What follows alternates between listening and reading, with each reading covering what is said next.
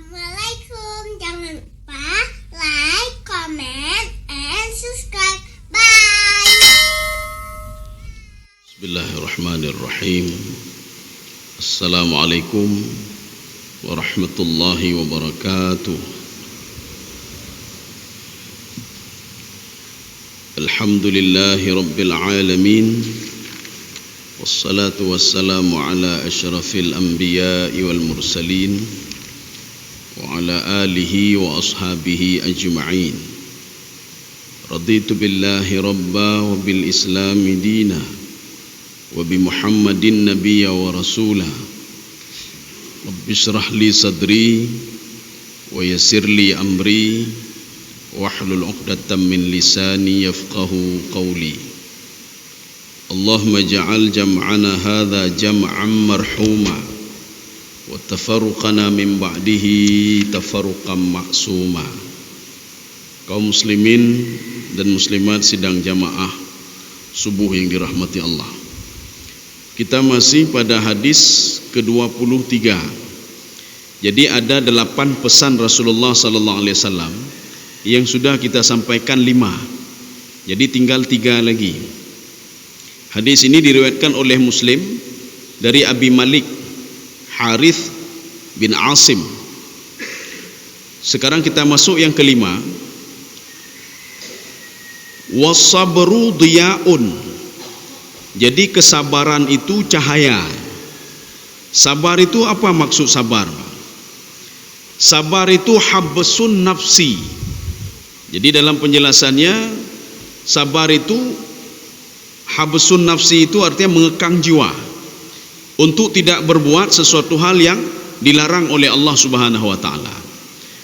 Sehingga pensyarah di sini sepakat kalau sabar itu sama seperti yang digambarkan oleh Imam Al-Qurtubi dalam tafsir beliau atau Imam Jalalain. Beliau mengatakan sabar itu salasatu anwa'in. Sabar itu ada 3. Yang pertama as-sabru fi ta'atillah. Seorang itu sabar untuk taat kepada Allah Subhanahu wa taala. Makanya ketika seorang sabar untuk taat kepada Allah, dia mengekang jiwanya untuk tidak memberontak. Ya. Ketika Allah menyuruh dia salat, dia mengekang jiwanya untuk tidak berontak. Ketika Allah menyuruh dia bayar zakat, dia mengekang jiwanya untuk tidak berontak bayar zakat. Ketika Allah menyuruh dia kebaikan-kebaikan, dia mengekang jiwanya untuk tidak membantah. Ini namanya as-sabru yang pertama. Yang kedua as-sabru an maksiatillah. Bersabar untuk tidak berbuat maksiat. Makanya kalau kita kembali ke pengertian tadi, habsun nafsi, seorang mengekang jiwanya untuk tidak melakukan hal-hal yang dilarang oleh Allah. Berbuat zina, mencuri, ngomongin orang lain, mengurangi timbangan dan macam-macam, korupsi dan macam-macam. Ini namanya habsun nafsi. Sejauh mana seorang itu sanggup untuk mengekang jiwanya, berarti dia sudah bersabar. Ketika dia bisa mengekang jiwanya untuk tidak berbuat maksiat, maka tipe yang kedua sudah ada sama dia, as-sabru an ta'atillah. Yang ketiga as-sabru minal musibah, sabar terhadap musibah. Dikomentari oleh Ibnu Abbas, yang dimaksudkan sabru alal musibah itu apa? Al-marad, ketika seorang itu sakit. Makanya ketika sakit dia menahan jiwanya untuk tidak berontak. Biasanya orang kan berontak, nyawa dia sakit berontak lagi. Oh, apakah sakit loronya? Dalam hadis Rasulullah sallallahu alaihi wasallam, Rasulullah mengatakan begini, ajaban li amril mu'min. Saya heran kalau melihat urusan orang mukmin. Ketika ditakdirkan baik kepada dia, radhiya, dia ridha, wa kana khairan lahu. Kebaikan itu dia ridha dengan kebaikan itu. Dan kebaikan itu bagus untuk dia, baik untuk dia. Satu. Yang kedua yang saya heran lagi kata Rasulullah, seorang mukmin itu diberikan kesempitan oleh Allah. Wa radhiya, dia juga ridha. Gejuk sakit ridha, gejuk rezeki ni ridha. Wa kana khairan lahu kata Rasulullah. Dan rezeki yang sedikit itu musibah itu lebih bagus bagi dia. Nyan, Pak. Makanya orang mukmin segala sesuatu hal itu semua kebaikan. Ini namanya as-sabru. As-sabru diyaun. Tapi Imam An-Nawawi mengatakan fa'ala martabatu as-sabri ar-ridha. Ada martabat yang lebih tinggi daripada sabar, yaitu ridha. Kita sekarang akan membedakan apa itu sabar dan apa ridha. Apakah getanyo karena sabar Pak getanyo, atau apakah kita sudah ada ridha Pak? Sekarang kita timbang-timbang dulu Pak. Karena ridha lah mati getanyo. Kenapa sahabat itu dipanggil radhiyallahu anhu wa radu'an? Ada apa dengan sahabat sebenarnya? Sekarang kita lihat, muncul di dalam syarah ma farqu bainas sabri war ridha. Apa perbedaan sabar dan ridha? Syekh Muhammad Saleh mengatakan begini, as-sabru qad yata'allamu wa yahzanu. Seseorang itu kadang-kadang dia itu tersiksa. Ya, nih Bang, tersiksa dia dengan sabar. Ikun ligo dah sabar, cuma hati sakit Bang, hati sakit nih Bang. Wa yatrukul haram, tetapi dia meninggalkan yang haram. Artinya ketika orang lain mencaci maki dia, labah ke dia, lu sabar lu. Memang sakit hati Pak. Ya, itu sabar itu. Ketika seseorang itu dia meninggalkan yang haram, qad yata'allam wa yahzan. Jadi dia itu kadang-kadang tersiksa. Oh, mau orang lain abi korupsi lu gimana lu korupsi gimana cara lu? Allah lu sabarlah, lu sabar Pak. Tetapi dia tinggalkan yang haram Pak. Walaupun dia tinggalkan yang haram, hati sakit Pak. Itu makna sabar. Sekarang makna ridha. Ridha itu tatabu'u liqada'illah. Dia mengikuti terus kata Allah Pak. Maka dia tak pernah sedih dan tak pernah gundah. Orangnya gejok sakit, dia ikuti terus Pak. Skenario itu dia ikuti terus. Alhamdulillah, dia ikuti terus Pak. Besok dia buat Allah Subhanahu wa taala menjadikan dia susah Pak. Dia ikuti terus skenario itu. Besok diberikan rezeki sedikit oleh Allah, dia ikuti terus skenario itu Pak. Ya. Ini namanya ridha. Maka ridha itu kalau dalam kajian Imam Al-Ghazali, ridha itu puncaknya sabar. Ketika seseorang sabar, nyam puncak paling waktu ridha Pak. Sehingga ridha itu makna ridha menikmati. Ya Pak, menikmati. Gejok sakit, nikmati terus sakit itu, nikmati Pak. Nya ridha Pak. Tetapi ketika seseorang diberikan sakit oleh Allah, dia merasa anjir lu pegat, anjir pegat je. Tetapi dia bersabar ya Pak. Makanya sabar itu beda dengan ridha. Kalau sabar masih ada dalam hati sedih, sedih becu lu ni, bukan ka sakit, sedih becu kalanya ka sabar Pak. Tapi gedun kanyan Pak. Dia sanggup menahannya. Ini sabar namanya. Tapi kalau level ridha, ini seperti level para sahabat Pak. Kita tidak cerita lagi Rasulullahnya waktunya lama ya. Makanya karena sahabat itu dipanggil dengan radhiyallahu anhu wa radu'an. Kenapa sahabat diridai oleh Allah? Karena sahabat dia ridha terhadap keputusan Allah Subhanahu wa taala. Orangnya gejuk laginya oleh Allah. Dia ridha Pak, dia menerima Pak. Ya. Kaum muslimin sedang jamaah yang dirahmati Allah. Kalau dalam bahasa awam, ridha itu menikmati. Jadi dia menikmati segala keputusan Allah. Ketika dia salat, kewajiban salat, dia nikmati salat itu. Ketika ada kewajiban zakat, dia nikmati zakat itu. Ketika ada kewajiban puasa di bulan Ramadan, dia nikmati puasa itu Pak. Nikmat Pak. Maka setiap apa yang dilakukan itu nikmat. Salat itu nikmat. Maka salat kan beban Pak. Biasa orang beban temayang. Kenapa? Karena sudah mengganggu aktivitas lain. Ketika sedang jualan tiba-tiba azan. Ya Bang, ada azan kau ya Bang. Padahal sekian menit azan kan susah ya Bang. Ketika azan susah. Berarti dia belum ridha lagi Pak. Hana ridha, maknanya level ridha hana lagi. Artinya beliau belum sampai ke level menikmati. Maka Rasulullah sallallahu alaihi wasallam itu mengatakan kepada Bilal, "Ya Bilal, arihna bis salah." Wahai Bilal, menyoka azan aja. Ya Pak. Kenapa? Saya menikmati salat itu. Ya Rasulullah, menikmati salat. Kaum muslimin sedang jamaah yang dirahmati Allah. Ini yang ke-6 ya. Sekarang kita masuk yang ke-7. Wal Qur'anu ini waw ataf. Jadi arti waw ataf, hukum sebelum waw dan setelah waw itu sama. Jadi makanya kenapa ada 8 semuanya? Ya, semuanya ada 8 pesan Rasulullah SAW. Ini kita masuk yang ketujuh. Ada waw di sini kan. Wal Qur'anu hujjatun laka au alaika. Jadi Al-Quran itu, ini kalau kita lihat terjemahannya begini, hujjah di atas kamu, hujjah bagimu, atau hujjah di atas kamu. Ini apa maksudnya? Di dalam syarahnya, man intafa'a bil Quran, barang siapa yang mengambil manfaat dari Al-Quran. Al-Quran kana tinggal kita baca, tinggal kita memahaminya, tinggal kita mentadabburnya, tinggal kita menjalankannya. Nyan kana apa? Cuma tergantung sama kita.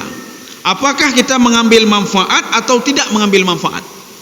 Kalau kita mengambil manfaat, ketika Al-Quran menyuruh aqimus shalah wa atuz zakah, kita mengambil manfaat, maka dia itu akan menjadi hujah nanti, akan menolong kita. Ini ada hadis yang diriwayatkan oleh Muslim. Hadis ini hadis sahih.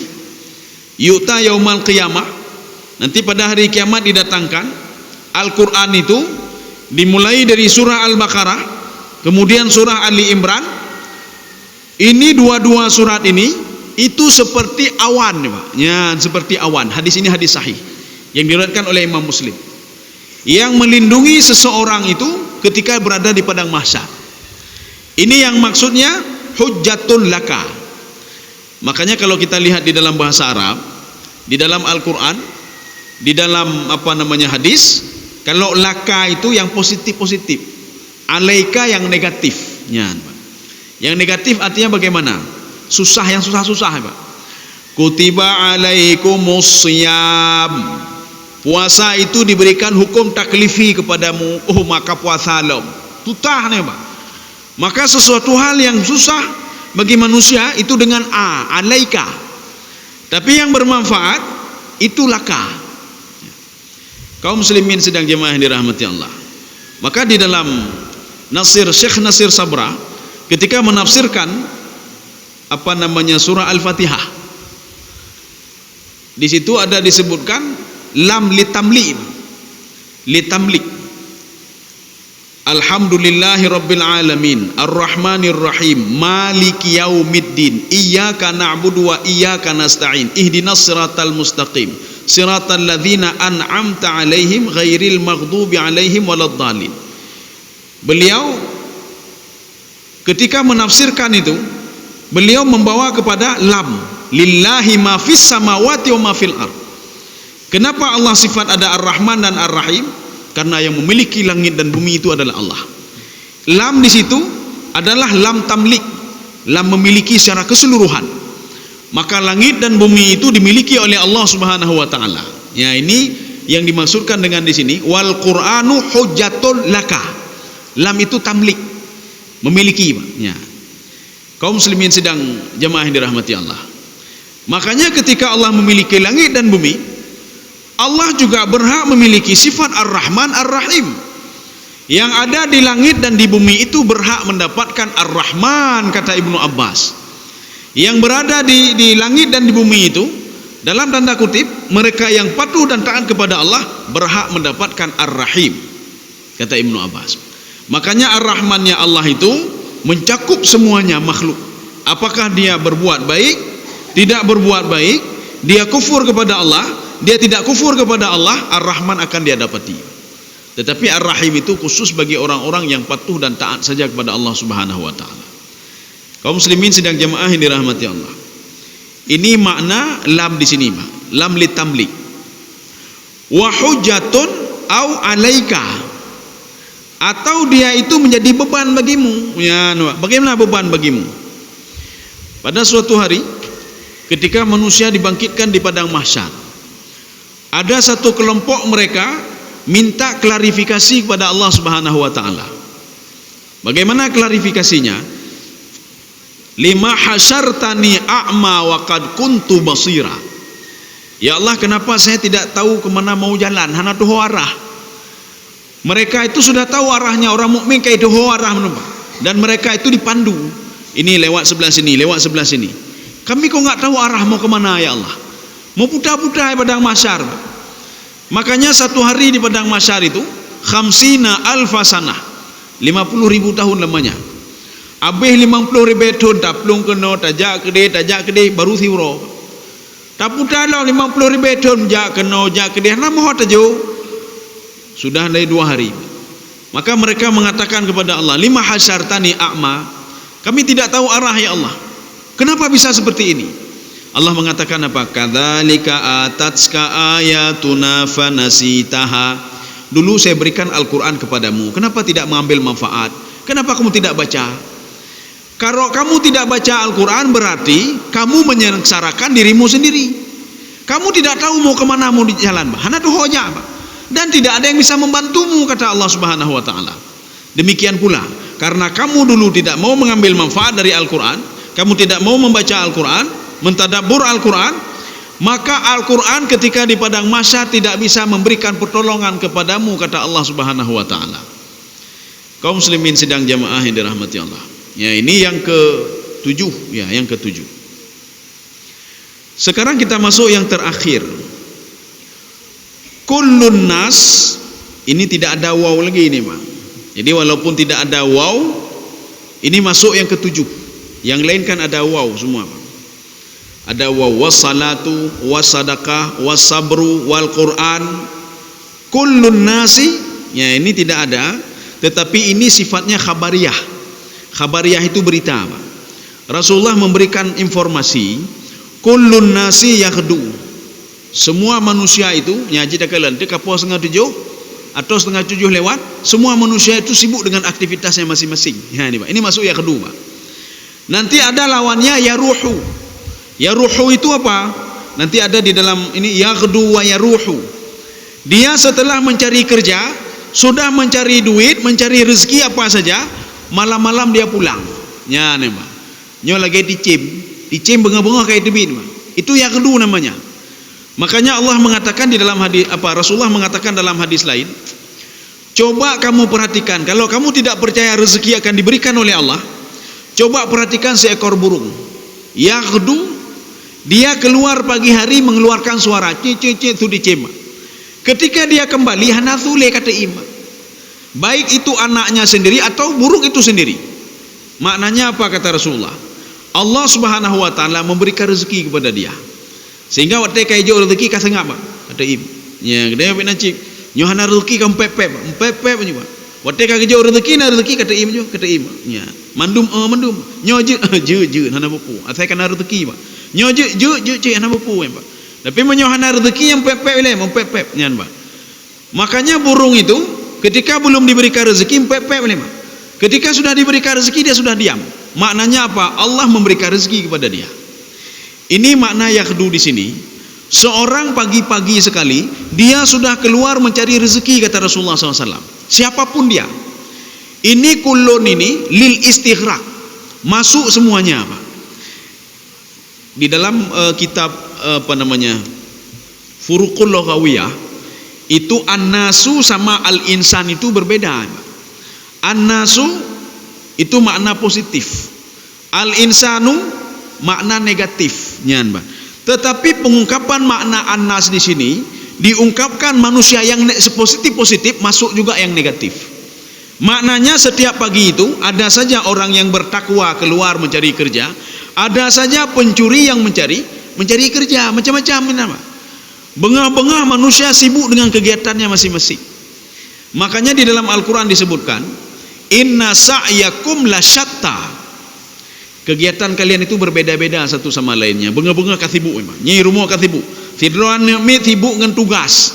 Tidroan mit sibuk ya mitah baje tikula nyo baje tikula lun ho. Ya tanyang bak ya ho baje bek tanyang lun sibuk dengan kerja dro lun.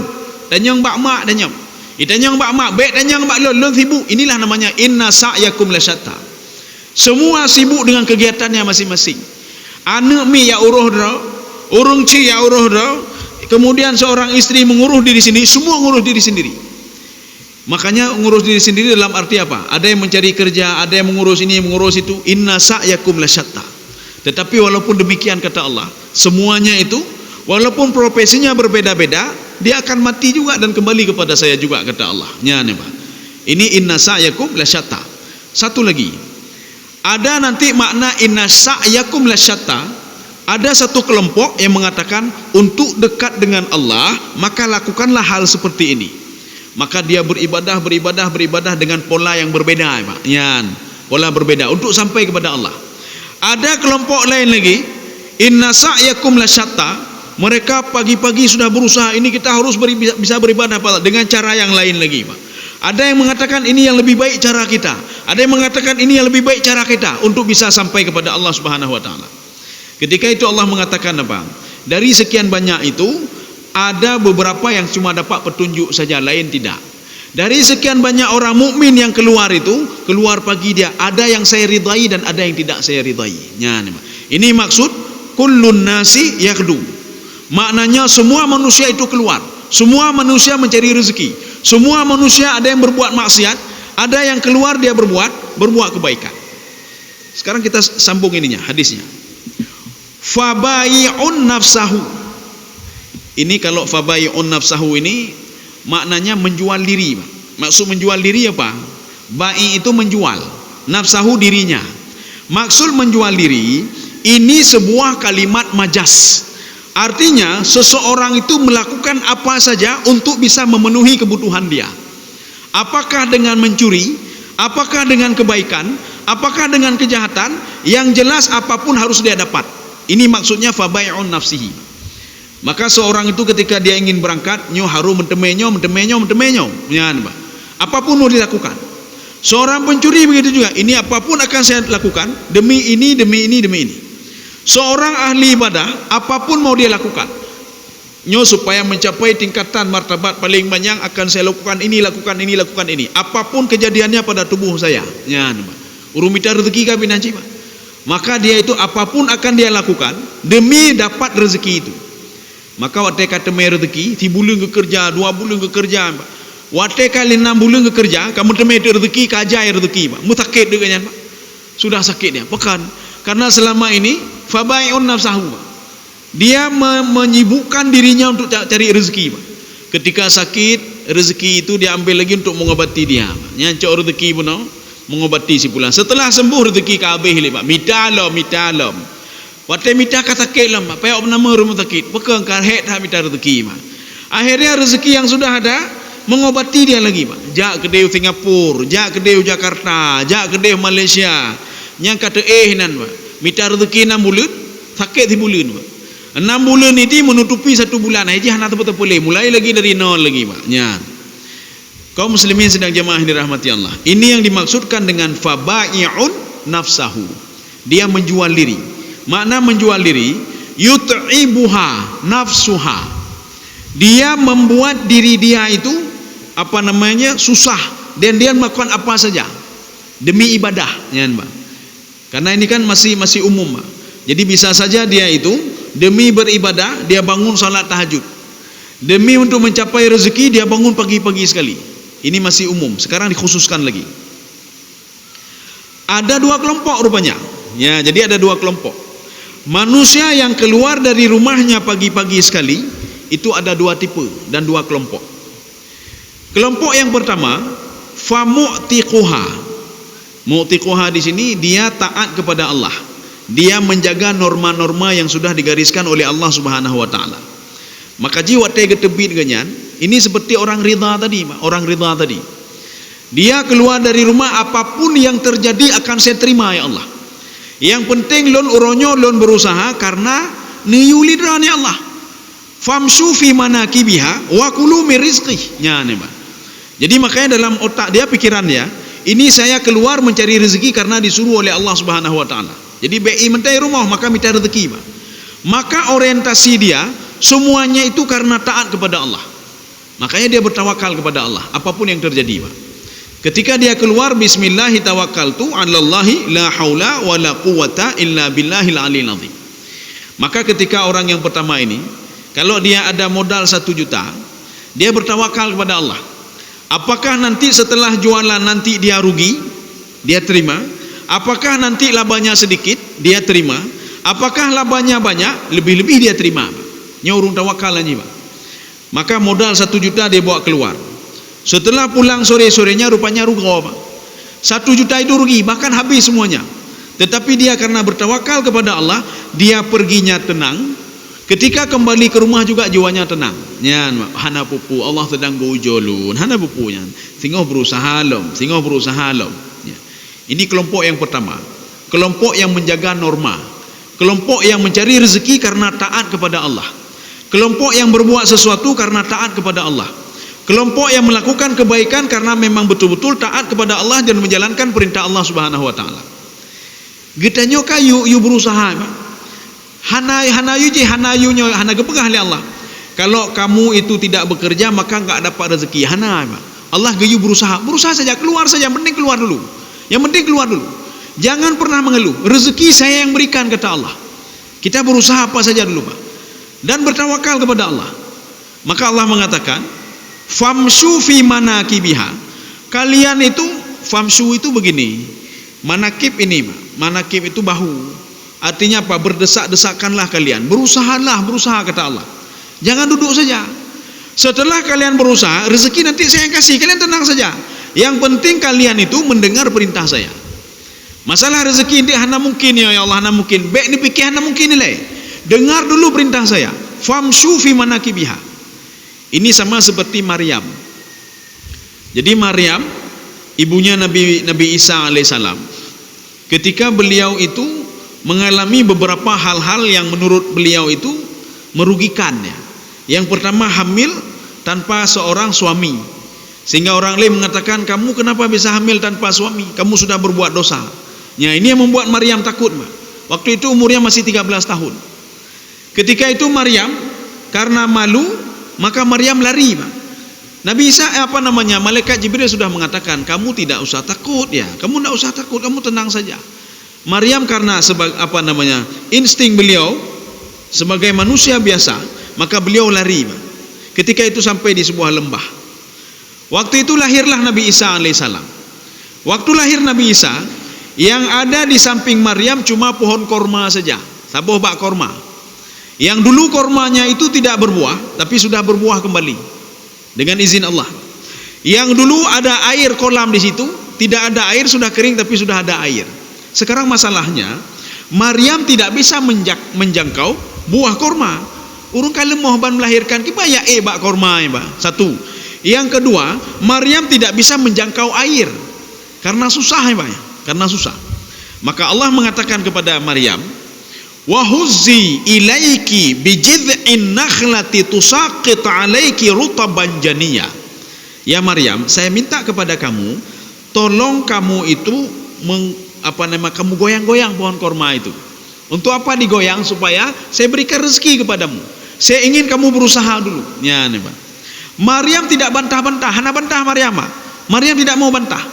Maryam tidak mau membantah, ya Allah, secara logika. Baik pikir logika hanya ke perintah Allah, Pak. Jangan pikir logika, Pak. Secara logika tak mungkin, baik pikir logika. Kerja saja, buat saja, Pak. Ketika Allah nyuruh kita salatlah kamu, baik pikir logika, Pak. Kipannya ya Allah ada semayangnya dalam keadaan bino dalam banjir, baik pikir logika, Pak.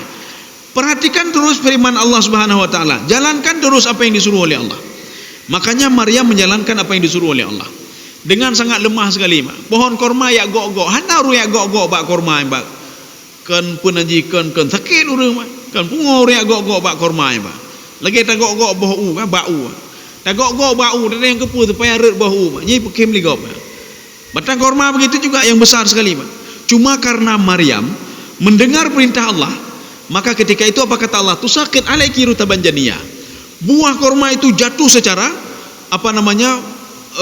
sedikit-sedikit jatuh sehingga jatuh semuanya. Akhirnya apa? Dinikmati oleh Maryam dan anaknya. Ini maknanya setiap perintah Allah jalankan saja, Pak. Itu semua ada kebaikan bagi kita. Ketika Allah mengatakan cari rezeki, cari terus rezeki, Pak. Baik bekah, hana mungkin ya Allah lu minta rezeki, hana mungkin, baik bekah hana mungkin, Pak. Cari saja rezeki itu ada diberikan oleh Allah. Kalau kita patuh dan taat kepada Allah. Nyo dari pun montong hana patuh, dari pun montong getanyo tatulak, dari pun montong haid tak pubut, bagaimana mau diberikan rezeki oleh Allah Subhanahu wa taala? Kaum muslimin sedang jamaah yang dirahmati Allah. Memang meninggalkan haram tadi berat, Pak. Tapi tinggal haram berat. Menyohana lun pajo haram, hanjit lumblonyo. Menyohana lun lakukan yang haram, saya nak dapat jabatan ini, ya, Pak. Maka kan berat nih, Pak, berat. Tapi sekarang masalahnya, sejauh mana kita itu mematuhi perintah Allah untuk meninggalkan yang haram? Sejauh mana kita mematuhi perintah Allah untuk melakukan yang halal, Pak? Nanti ketika itu rezeki datang sendiri, Pak. Ya, datang sendiri, Pak. Yang pertama rezeki sudah datang, yang kedua keberkahan juga datang. Untuk apa duit itu kita korupsi punya orang lain? Kita ambil yang haram. Memang duit haram itu datang, Pak. Tetapi untuk apa? Rahmat tidak ada, keberkahan tidak ada, dan itu akan dimintai pertanggungjawaban oleh Allah Subhanahu wa taala. Yang nikmat saja dimintai pertanggungjawaban, apalagi yang haram. Yang halal, Pak. Yang halal, kita bekerja halal, hana tak temu cua tagap. Katanya halal tu draw, katanya, Pak, dengan keringat sendiri kita bekerja, Pak. Yang dengan keringat sendiri akan dimintai pertanggungjawaban oleh Allah, apalagi yang haram memang. Makanya Abu Bakar As-Siddiq, kemudian ada sahabat Rasulullah lagi, Umar bin Khattab radhiyallahu anhu.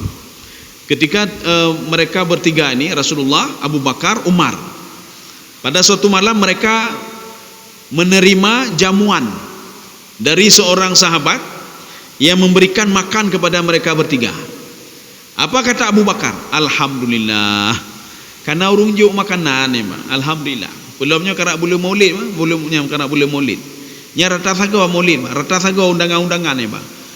Nya beda fikir kita yang gratis tu binan hana, Pak. Beda fikirnya halu-halu tidak. Maka ketika sahabat mengatakan, Abu Bakar, oh mamanya lagi nyo sampai ke kayu dah. Tapajuhnya, apa kata Rasulullah? Wahai sahabatku, yang kalian makan ini yang halal, diberikan oleh sahabat ini, berikan kepada kalian, dijamu kalian, itu yang halal. Ini setiap yang halal ini akan dimintai pertanggungjawaban oleh Allah Subhanahu wa taala. Maknanya yang halal saja dimintai pertanggungjawaban, apalagi yang haramnya, Pak.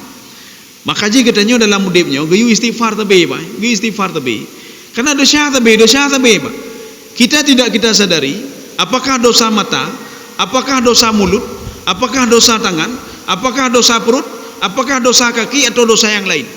Apakah dosa hati, Pak? Hati cim dosa hati, Pak. Jadi makanya dituntut kita untuk beristighfar, hana menceh Pak temayang, Pak. Tedang duduk astagfirullah, astagfirullah. Nyampe kalian mati astagfirullah kalian lah, Pak. Kalian mati astagfirullahaladzim, astagfirullahaladzim. Yang sama mentang, Pak. Lagi orang sudah gali lubang tutup lagi, Pak. Gali lubang tutup lagi, Pak. Hana manfaat, Pak.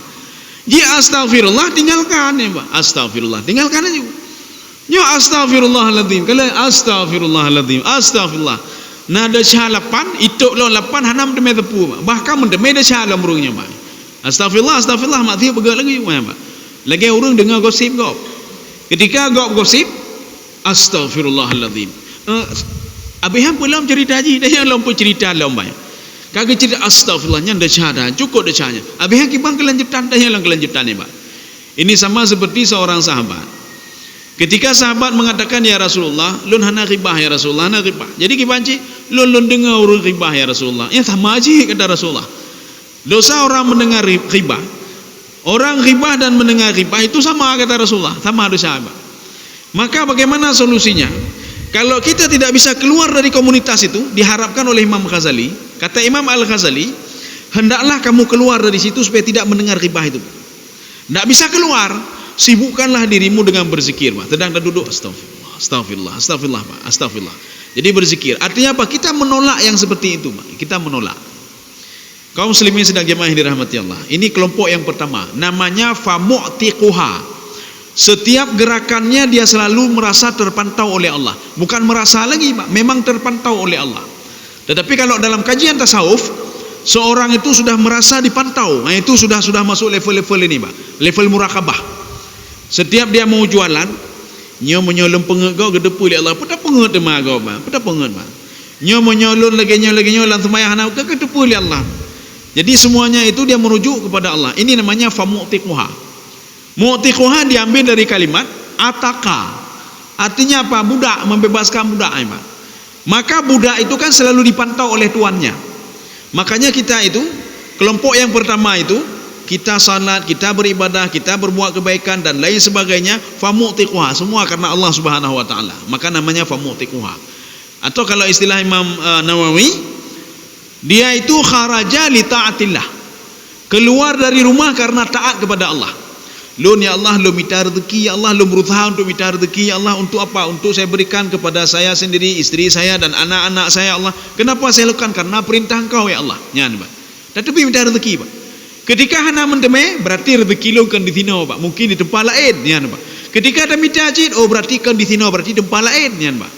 Itu orang itu termasuk golongan famu'tiquha. Satu. Sekarang kelompok yang kedua. Ini pesan yang terakhir Rasulullah sallallahu alaihi wasallam.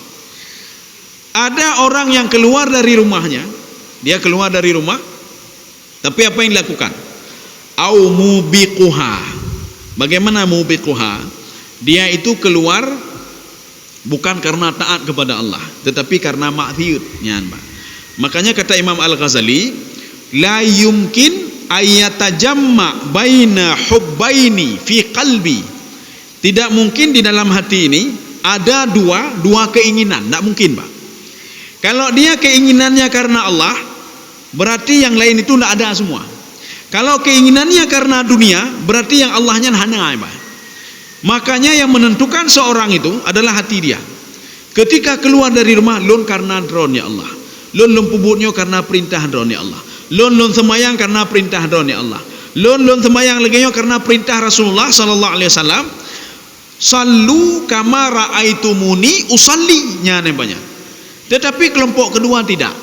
Kelompok kedua dia itu karena nit lain, Pak. Nyot lun mita harta belu, nyan, Pak. Tinggal mita laum, nyan. Maka nak mungkin di dalam hati itu berkumpul taat dan ingkar, enggak mungkin, Pak. Kalau seorang sudah patuh kepada Allah, berarti dia tidak ingkar. Kalau dia ingkar kepada Allah, berarti dia itu, kalau dia ingkar kepada Allah Subhanahu wa taala, berarti dia patuh kepada syaitan. Ini kalau istilahnya Imam Nawawi dan Syekh Saleh dan Syekh Al-Syekh, dan ada beberapa pensyarah di sini. Amal itu ada dua, Pak. Kegiatan itu ada dua. Ada kegiatan karena Allah, yang kedua kegiatan karena iblis dan syaitan. Kenapa karena Allah? Setiap yang kita lakukan itu kita ridha, apapun semua kembali kepada Allah. Yang kedua itu gara-gara hawa nafsu, Pak. Maka hawa nafsu kembali kepada iblis, kembali kepada syaitan. Maka Imam Al-Qatadah dalam tafsir beliau, apa kata beliau? Kullu ma'siyatin fahuwa min khutwati syaitan. Setiap maksiat yang kita lakukan, maksiat itu apa sebenarnya? Maksiat itu khuruj al-mutajawis anil haddi. Sudah keluar jalur, itu maksiat namanya. Nyo katanya keluar jalur, Pak. Yang dijalurkan oleh Allah apa? Jalurnya apa? Jangan jagalah matamu, hana tak jaga mata, berarti maksiat. Tak pegak je maksiat, berarti katanya masuk kelompok syaitan dan iblis. Kalau sudah masuk kelompok syaitan dan iblis, jangan pernah harap rahmat Allah Subhanahu wa taala. Namanya saja syaitan. Syaitan itu pengertiannya syatana yashtunu syaitan. Makna syaitan ba'idun an rahmatillah, kajiuh dari rahmat Allah. Apapun yang kita lakukan, Pak. Menyo jalan-jalan syaitan, tak penget gop, kemudian tak kurang timbangan, tak zalimi gop, kemudian tak cok hak gop dalam berdagang dan lain sebagainya. Ini langkah-langkah syaitan. Apapun yang kita lakukan, walaupun duit banyak sekali, Pak. Jabatan hebat sekali, tetapi jabatan itu tidak akan memberikan berkah. Harta tidak akan memberikan berkah. Berkah itu bukan berarti banyak, Pak. Kamu lihat berkah, Pak. Berkah itu apa? Imam An-Nawawi, bahkan Ibnu Qayyim Al-Jauzi, bahkan di dalam tafsir Ibnu Arabi, berkah itu apa maksud berkah? Sedikit tapi bermanfaat. Akhirnya berkah, Pak. Waktu kita sedikit, Pak, tetapi bermanfaat. Itulah berkah namanya. Karena naurun kagak kerja ganyan umatang lagi hana seputapurannya. Yang berarti hana berkahnya, Pak. Makanya keberkahan itu walaupun sedikit, Pak. Gedanya tajak cuma setengah jam itu waktunya keberkahan, Pak. Waktu sedikit cuma berkah. Ada nasi sedikit, Pak, tajuk kan, Pak, sama-sama dia makan, berkah, Pak. Anak karu-karu, Pak. Ya.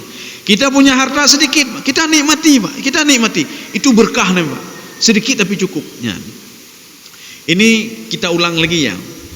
Ada seorang murid Imam Al-Ghazali, murid Imam Asy-Syafi'i. Beliau mendatangi Imam Asy-Syafi'i, mengeluh. Ya. Apa kata beliau? Wahai tuan guru, gaji saya nak cukup hansip. Maksudnya apa? Dia ingin minta tambahan dari Imam Asy-Syafi'i. Berapa gajimu? Gaji saya 5 dirham. 5 dirham gajinya. Tak cukup. Apa kata Imam Syafi'i? Kamu nak cocok gaji 5 dirham. Jadi berapa juga? Dia makin senang. Dia pikir bisa ditambah 6 dirham, 7 dirham atau 10 dirham. Kamu cocoknya gaji kamu 4 dirham. Wah, itu lebih tak cukup lagi Tuan Guru. Begini, kamu ambil duitmu tadi berapa dirham? 5 dirham. Kasih sama tuanmu lagi 1 dirham. Katakan sama tuanmu gaji saya 4 dirham saja. Tuan Guru, ini berat sekali Tuan Guru. 5 dirham, 3 dirham. Belum oleh dirhamnya. Kamu dengar saya dulu. Ketika itu dia kembalikan 1 dirham kepada tuannya dengan mekeruk muka-muka. Kata guru saya gaji saya 4 dirham saja. Yang mekeruk muka. Sebulan selanjutnya ketika dia menerima gaji 4 dirham, dia mendatangi lagi Imam Syafi'i. Wahai Tuan Guru, hal lebih hansip le Tuan Guru. 5 dirham tak cukup, Tuan Guru sudah mengurangi gaji saya 4 dirham. Kembalikan kepada tuan saya, lebih tak cukup lagi Tuan Guru. Bagaimana cara ini Tuan Guru? Oh, begini lagi caranya. Kamu kembalikan lagi 1 dirham. Gajimu yang cocok cuma 3 dirham. Ya Tuan Guru, hai temu akai Tuan Guru. Hai temu akai. Makanya kalau sudah urusan Allahnya kan hanai temu akai, kita terima saja, Pak. Pemuda ini dia tidak menerima. Kata pemuda ini, wahai Tuan Guru, tidak cukup gaji 3 dirham. Imam Syafi'i mengatakan, kamu dengar saya, kamu dengar saya saja. Akhirnya dikembalikan lagi 1 dirham kepada tuannya. Setelah itu, murid beliau tidak pernah ketemu lagi sama Imam Syafi'i. Setelah sebulan, 2 bulan tak pernah ketemu lagi. Rupanya ketemu terakhir kalinya, ketemu lagi, ya nampak. Setelah beberapa bulan, pemuda ini, muridnya ini mendatangi Imam Syafi'i dan mencium tangan Imam Syafi'i. Apa kata muridnya? Tuan Guru, saya heran. Kenapa gaji saya 5 dirham tak cukup? Kenapa ketika 3 dirham kok cukup Tuan Guru? Saya sekarang sudah enak hidup saya. Saya bisa nafkahi anak saya, bisa nafkahi istri saya. Bahkan duit itu berkah bagi kami Tuan Guru. Ada apa sebenarnya Tuan Guru? Kenapa 5 tidak cukup? Kenapa 3 itu cukup? Apa kata Imam Syafi'i? Makanya kamu tidak mau mendengar saya. Kamu tahu enggak? Kenapa 5 dirham tidak cukup? Kenapa 3 dirham cukup? 3 dirham cukup karena 3 dirham itu adalah uang halal kamu. Yang 5 dirham itu, 2 dirham itu uang haram kamu, ya Pak. Kamu mungkin korupsi atau bagaimana? Atau kamu tidak efisien kerja kamu. Nepengegop sehingga dapat kamu gaji 5 dirham. Kalau gaji kamu 5 dirham, ada 2 dirham yang haram, maka akan mempengaruhi yang halal yang lain. Maka kamu tidak akan pernah senang hidup. Walaupun gajinya banyak, tetapi ada 1 dirham saja methili bapeng halunya, semua itu tidak berkah. Ya, maka kita sekarang ingin mencari keberkahan, Pak. Bukan cari banyak. Untuk apa banyak hanayum, Pak? Hanayum, Pak. Dulu makanya 3 dirham kenapa cukup? Karena itu uang halal. Jadi di dalam halal itu ada keberkahan. Jadi beda fikir katanya berkah itu banyak, tidak kepala Pak, tutah ni Pak. Makin le harta makin tutah. Lebih bagus hartanya sedikit tapi berkah. Diberikan ketenangan oleh Allah, diberikan keberkahan oleh Allah, diberikan rahmat oleh Allah Subhanahu wa taala. Jadi makanya jadilah kelompok yang pertama nih Pak. Kelompok yang pertama, setiap aktivitas kita itu merasa dipantau oleh Allah. Setiap aktivitas kita itu karena Allah. Setiap amal ibadah kita karena Allah. Setiap kerja kita karena disuruh oleh Allah. Setiap perintah apapun semua merujuk kepada Allah, Pak. Nyo insyaallah hana stres urungnya, Pak. Tapi kalau kelompok yang kedua ini bisa stresnya, Pak. Kelompok kedua, nyan karena Allah bikin nyo 3 juta berpulang labai, berpulang pangkai. Benar laba pun juta. Nyo pakai bancara bengah lon tebit seput lon wa benapeng 5 juta. Nya ni, Pak. Ini orang yang tipe kedua, Pak. Hai fikir apa, Pak? Yang fikir cuma peng saja. Fikir cuma dagangan saja. Ini fikir karena Allah, Pak. Hana fikir rezeki yang dari Allah. Akhirnya dia keluar mencari rezeki, Pak. Ketika rezekinya 1 juta tadi, dia cuma dapat 2 juta. Sehingga uang 1 juta jadi 2 juta. Nyampe punya pekan duno nitat lo menteme. Ketika dia dapat nanti 3 juta, nyo mentang ni cik ni, Pak. Bahkan ketika dia itu 1 juta itu hilang semuanya, Pak. Nyan stres, Pak. Bahkan ada yang bunuh diri, Pak. Kenapa? Karena tidak sesuai target. Dia mentargetkan 1 juta ini paling enggak tidak kurang. Akhirnya apa? 1 juta gadah mendumba. Akhirnya dia stres. Sebagaimana stresnya Abu Lahab. Makanya katanya bejit lagi Abu Lahab, Pak. Abu Lahab dia menanam saham ketika perang Badar. Duit habis semua dikeluarkan, Pak. Untuk apa? Untuk perang Badar. Dengan maksud apa? Kalau nanti perang Badar itu dimenangkan oleh orang kafir, karena secara logika, Pak. Makanya katanya menyukai urusan Allah, baik fikir logika, Pak. Baik fikir logika. Nyo ya Allah secara logika hana mungkin baik fikir logika apa? Kita patuh saja kepada perintah Allah, diberikan jalan oleh Allah yang tidak dikira-kira oleh manusia dan tidak masuk akal manusia, Pak. Baik fikir-fikir ya, Pak. Makanya orang yang dia itu mentargetkan sesuatu, ya Abu Jahal, Abu Lahab. Abu Lahab semua hartanya itu untuk perang Badar, Pak. Karena secara logika Abu Jahal, Abu Lahab, ini perang pasti dimenangkan oleh orang-orang musyrik, orang kafir Quraisy, Pak. Kenapa? Senjata lengkap, orangnya ramai, kemudian mereka terlatih lagi, Pak. Maka dia berani mengeluarkan duitnya ke situ. Sedangkan orang-orang mukmin tidak terlatih, cuma kuda cuma 2, pedangnya cuma 2, baju besi cuma 2, 6 semuanya, Pak. Lain tak ada apa-apa. Makanya dengan sangat tenang sekali Abu Lahab itu memberikan bantuan. Rupanya kalah, Pak. Harta kabeh jadi rampasan perang, hiji stres Abu Lahab, Pak. Ijak gede buta-buta, ajak kena gede buta-buta, maka kena baik lagi Abu Lahab. Artinya apa? Habis peng kena, kabeh peng. Hanam demi manfaat tepu, Pak. Hanam tepu, Pak. Akhirnya apa? Harta kabeh, peng kabeh, maka stres kan, Pak. Makanya Abu Lahab ketika sudah stres, dia meninggal dunia, hana urung tulung le Abu Lahab. Dulu kenapa orang dekat dengan Abu Lahab? Karena Abu Lahab lepeng. Kenapa dekat dengan Abu Lahab? Abu Lahab orang terpandang. Jino mati Abu Lahab, hana tahu pertama Abu Lahab. Tak ada yang berani dekati Abu Lahab. Bakai kalian umam mubaid hal lagi. Maka di dalam tafsir apa itu Al-Baghawi, tafsir As-Sa'di, di situ diungkapkan juthatuhu itu mayatnya itu baunya natin, bau busuk, bau bangkai, maka dijauhi oleh manusia, dijauhi oleh orang kafir. Wate na nama fa gebeto, wate kaji gebejio, nyan. Maka satu-satunya orang yang menguburkan Abu Lahab adalah orang Afrika. Orang Afrika rupanya, Pak. Orang Asia nak mau lagi dekat, padahal dulu mereka dekat sekali dengan Abu Lahab sebagai pembesar Quraisy. Pemuda ini orang Afrika kan kulit hitam, Pak. Itu berasal dari Habasyi. Ini kalau versi tafsir Al-Baydawi, Pak. Imam Baydawi mengatakan datanglah seorang dari Habasyi, dari Ethiopia, mengambil mayatnya, kemudian memasukkan ke lubang, kemudian ditutup lubang itu, Pak. Orang lain hana tu peto, Pak. Hana tu peto. Ya. Ini hadis ini diriwayatkan oleh Imam Muslim. Jadi ada 8 ya. 8 nasihat Rasulullah SAW, kita ulang secara umum saja. Yang pertama apa? Bersihkanlah jiwamu. Karena bersihkan jiwa itu adalah setengah daripada iman. Setengah daripada iman. Bersihkan jiwa di sini bukan bersihkan ini, Pak. Nyampe dia bikin an-nadzafatu minal iman. Itu an-nadzafatu minal iman itu perlu diragukan juga hadisnya, Pak. Tetapi kalau ini tak perlu ragu ini, Pak. At-tuhuru minal iman. Beda an-nadzafah dengan at-tuhuru, Pak. At-tuhuru ini mencakup bersih jiwa dan bersih diri, Pak. Kemudian pesan yang kedua, ucapkanlah alhamdulillah. Alhamdulillah. Alhamdulillah. Yang ketiga, subhanallah walhamdulillah. Yang keempat, salat. Salat itu cahaya. Yang kelima, bersedekahlah. Karena sedekah itu akan membantu kita dan menjadi saksi nanti di padang mahsyar. Kemudian yang keenam, as-sabru. Sabar itu dia, cahaya. Kemudian yang ketujuh, Al-Quran hujjah. Maknanya kita disuruh terus membaca Al-Quran. Terus disuruh untuk membaca, mentadabbur, mengetahui maknanya dan mempelajari terus Al-Quran. Kemudian yang terakhir, Rasulullah SAW mengatakan setiap aktivitas kita semuanya hendaklah bermuara kepada tawakal kepada Allah. Yang terbit binaci bismillahirrahmanirrahim, lun tawakal ba'don, apapun kejadian ya Allah. Dan kejadian yang mereka lakukan itu semua dalam pantauan Engkau ya Allah. Puikun ligop katanya, diupat ligopnya semua dalam pantauan Engkau ya Allah. Lun terima ya Allah. Maka jadilah orang yang ridha, Pak. Dari kesemuanya ini, maka menuntut kita untuk ridha, Pak. Ridha itu apa? Menerima semuanya, Pak. Kalau istilahnya Syekh Muhammad Saleh di sini, ridha itu tatabu'u qada'illah, mengikuti terus, jalankan terus, Pak. Skenario itu jalankan terus. Oh tiba-tiba minum, jalankan terus.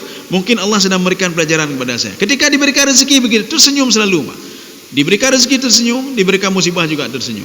Dan kita cuma berdoa saja kepada Allah. Lun lakukannya ya Allah. Apabila tidak tercapai, lun serahkan kepada Engkau. Maka hidupnya akan bahagia selalu, Pak. Hana makruh muka tabi. Jadi insyaallah pertemuan selanjutnya kita akan lanjut ke hadis Ar-Rabi' wal Ashrun, hadis 24. Mudah-mudahan ada manfaatnya bagi saya sendiri dan jemaah sekalian. Subhanakallah bihamdika Asyhadu an la ilaha illa anta astaghfiruka wa atubu ilaik. Assalamualaikum warahmatullahi wabarakatuh.